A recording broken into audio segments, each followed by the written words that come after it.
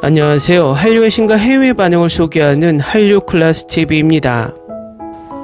오늘은 우시왕호를 리뷰하는 홍콩 사우스차이나 모닝포스트 기사를 살펴보고 이 드라마를 대놓고 훔쳐보는 중국 반응까지 살펴보겠습니다. 우시왕호는 1, 2부로 나뉘어서 방영하기 때문에 아직까지 전체적인 드라마 완성도를 평가하기 애매하지만 개인적으로 나름 꽤 좋았습니다. 연기, 촬영 기술, 극본도 좋다고 생각이 듭니다. 이 드라마의 평가를 보면 어제 미국 영어권 반응을 봤을 땐 구글 평점에선 5점 만점에 4.6점으로 나쁘지 않았습니다. 그런데 다국적으로 평가를 하는 IMDb 평점을 보면 10점 만점에 6.4점으로 평점이 좋지 않습니다. 이유가 뭘까요? 이것은 중국인들이 일부러 드라마도 보지 않고 초반 치하 점수를 주고 있기 때문입니다. 중국 최대 드라마 영화 평점 사이트 더우반에서도 대놓고 훔쳐보면서 평점 테러를 하며 이 드라마에 4.8점을 주고 있습니다.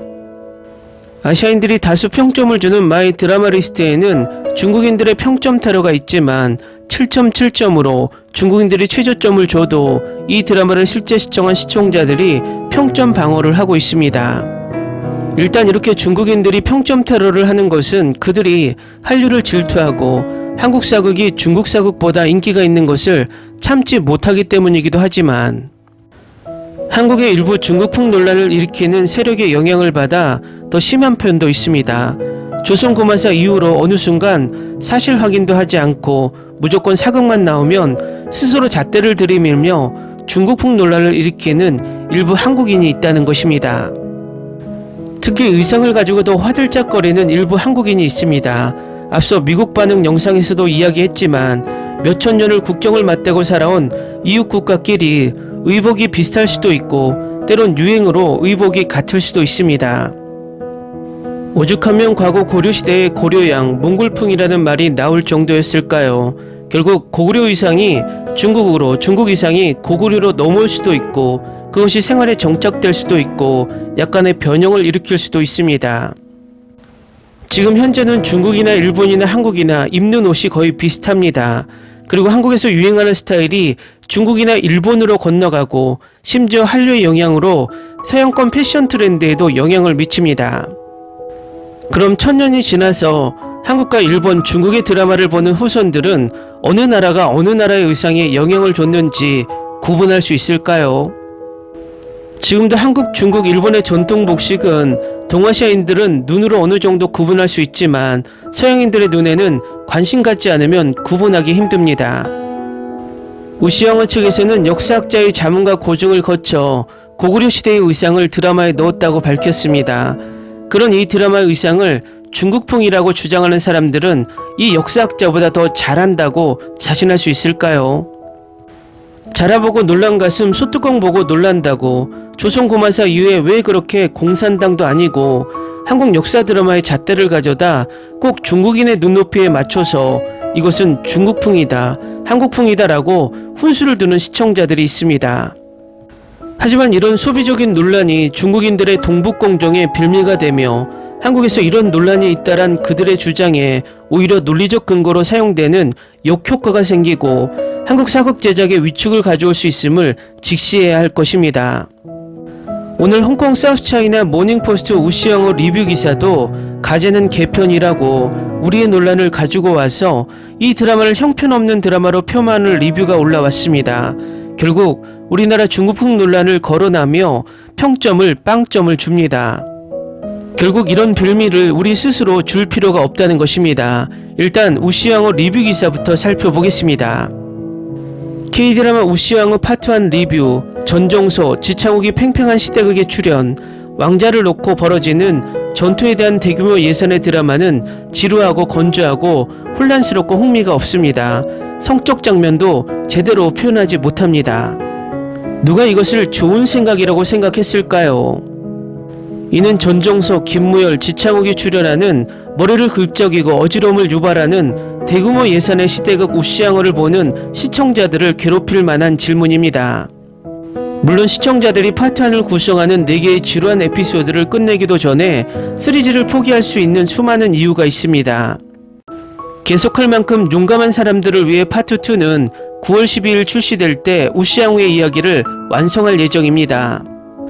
쇼의 문제점에 뛰어들기 전에 무엇이 문제일까요? 이 시리즈는 한국에서 제국을 통치했던 고구려 시대를 배경으로 하고 있으며 왕조의 9대 군주인 고국천왕의 죽음으로 인해 생긴 배신적인 권력 공백을 기록하고 있습니다.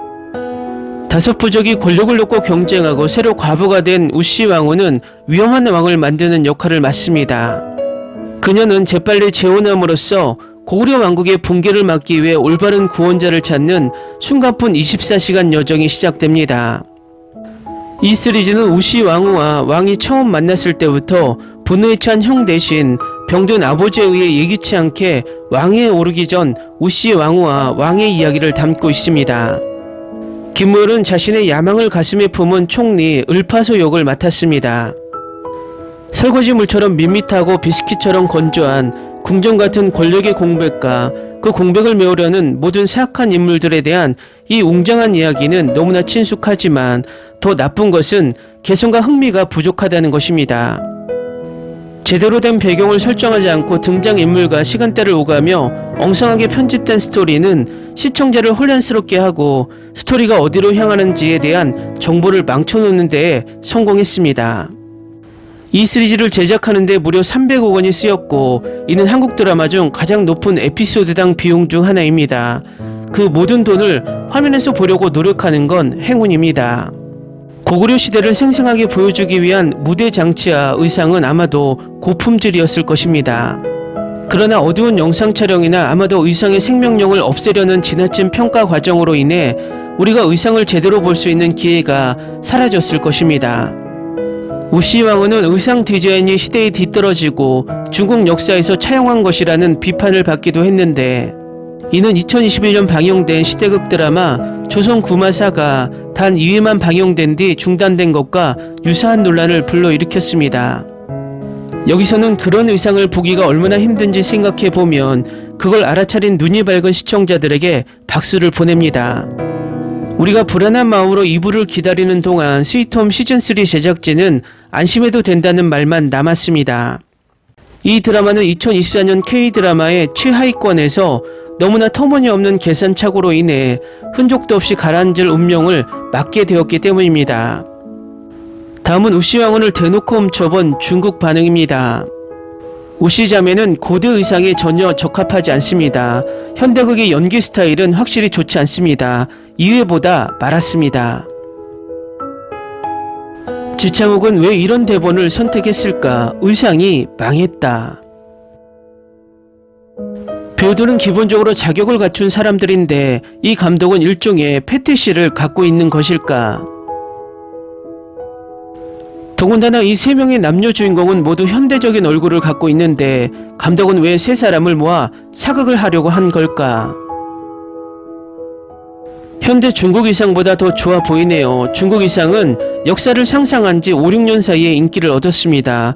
소품과 의상도 4가지 의상처럼 매우 혼란스럽고 출연자들은 현대적인 사랑에 빠졌습니다. 그래서 이 드라마는 아직도 볼 가치가 있습니다. 내용이 진부하고 지루해서 아예 시청을 포기했는데 여주인공이 도저히 참을 수 없었고 외모나 매너도 별로였었다. 이와 봤는데 그냥 짚어볼 수가 없는 게 이상하네요. 한나라 옷을 입고 한국말을 많이 하시네요.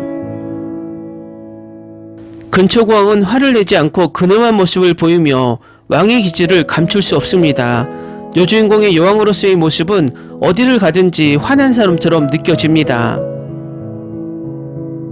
고구려 왕위 교체 이야기는 촬영이 잘 됐고 전개의 리듬도 매우 매끄러웠다. 여왕이 왕위에 오를 수 있도록 역사가 마술처럼 바뀔지 궁금합니다. 소위 쓰레기 중국 배우들, 중국 본토 쓰레기 드라마보다 훨씬 인상적이어서 좋았다. 굴욕적인 여성의 장면은 매우 강력하고 현실적입니다. 플롯의 리듬은 여전히 매우 좋습니다. 전정수와 지창욱의 연기력은 여전히 7.5점입니다. 내가 없는 사람들처럼 이 드라마의 표절을 외치는 것은 무리입니다. 여기에 그런 사람들은 리뷰를 올리지 마세요. 전정선은 내 하나뿐인 여동생이야. 고구려는 중국의 지방정부였으며 고구려 정부의 발상지는 만주자치현이었다. 댓글 반응 잘 보셨나요? 중국 댓글 반응을 보면 드라마를 봤는지 보지 않았는지 티가 많이 납니다. 어쨌든 위에서도 말했지만 우리 스스로 중국의 눈치를 보면서 드라마를 제작할 필요가 없고, 사실 확인도 하지 않고 중국풍이라는 주장은 중국의 억지 동북공정에 도움을 준다는 것을 잊지 말고, 어떤 주장을 할 때는 확실한 근거와 자신이 역사학자보다 더 많은 또는 더 확실한 증거가 있을 때만 신중하게 중국풍 주장을 했으면 합니다. 드라마 슈룹의 어떤 멍청한 유튜버가 드라마에 나오는 주전자 이름이 한국 사전에는 나오지 않았지만 중국 자전에 나오는 주전자란 이상한 논리를 펴서 이 드라마를 중국풍 드라마로 낙인 찍더니, 요즘 사극만 나오면 이런 논란을 일으키는 것이 애국자인 양 모자란 생각을 하는 부류가 늘어납니다. 오죽하면 사극 드라마들이 또 다른 평행세계의 조선, 가상의 국가라는 전제를 붙이며 사극을 제작하겠습니까? 너무나 지나친 프로 불편러들 또는 자칭 애국자들이 스스로 한국 사극 제작을 위축시키고 있다는 것도 생각을 해야겠습니다. 제가 꼭 이런 영상을 만들면 한국말을 할 줄 아는 중국인들이 하는 짓이다라고 말하는 모질이가 있는데, 설사 일부 있더라도 대부분 한국인이 그런 것은 부정해도 팩트입니다. 한류클래스TV는 한류 외신과 해외 반응을 꾸준히 쫓아가 보겠습니다. 재밌게 잘 보셨나요? 여러분의 구독, 좋아요, 댓글, 알림 설정은 컨텐츠 제작에 큰 힘이 됩니다. 그리고 항상 하시는 일마다 대박 나시고 행복하시길 바랍니다.